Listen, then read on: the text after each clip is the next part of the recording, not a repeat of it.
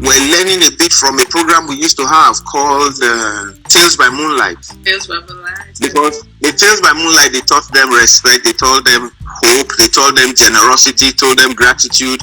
Always say thank you for anything you get. Always be ready to give a helping hand. Trust people. Don't betray your trust. Be very careful when you are sharing ideas. Keep secrets to yourself. Somebody tells you a secret. Those are core values that Tales by Moonlight was teaching at the time.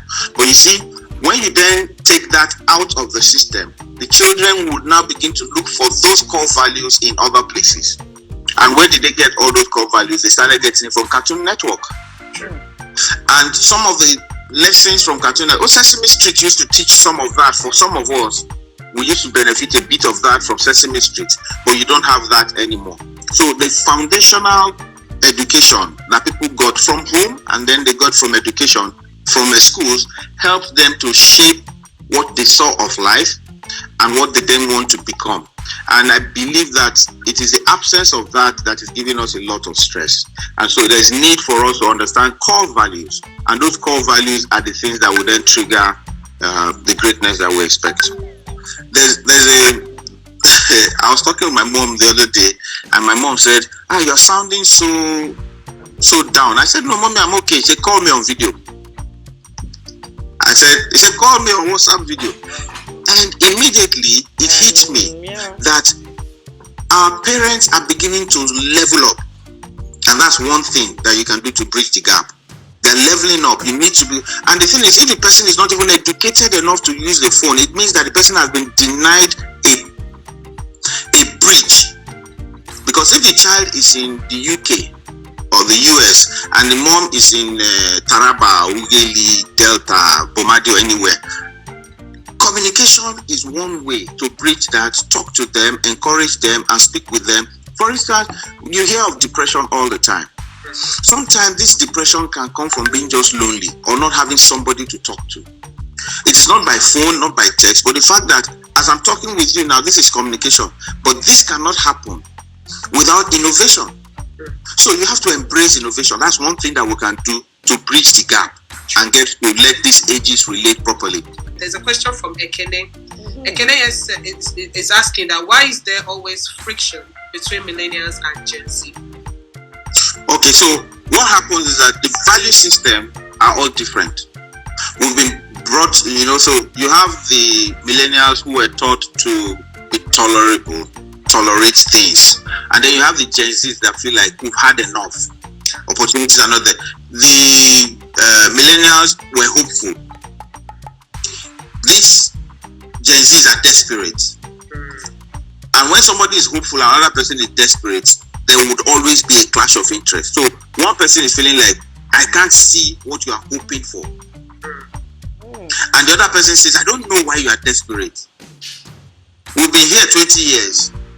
Nothing has happened. Why are you the one that wants to now make something happen? And this person feels like it is because you did not do what we are doing now that you are in the state that you are in. For instance, if somebody, I'll give you two examples. So a guy joins an organization, and when he joined the organization, they said, we're not getting more customers. We need to send people out, employ a marketing firm to promote us. And the guy says, we're not on social media. And the head of marketing says, because the head of marketing is also an old school, who does not know that there's need for you to integrate your business into social media, Twitter, Facebook, Instagram, and LinkedIn. And so when this Gen Z comes and mentions all of these platforms that needs to be integrated into, the millennial will think, what are you trying to prove? So there's always a friction, and it is because of where they are all coming from. So this day somebody says something and is arguing, and I say this is when the person says hold on, and then checks and says, see, it is not. The millennial will feel like this person is trying to show that they know more than me, but that is the reality. So some things that are acceptable to the millennials are not acceptable to the Gen Zs. You made reference to Professor Wale Soyinka's, and the gaps between these ages. So I really want you to emphasize more on the cultural aspect. Is it killing us, or is it a blessing?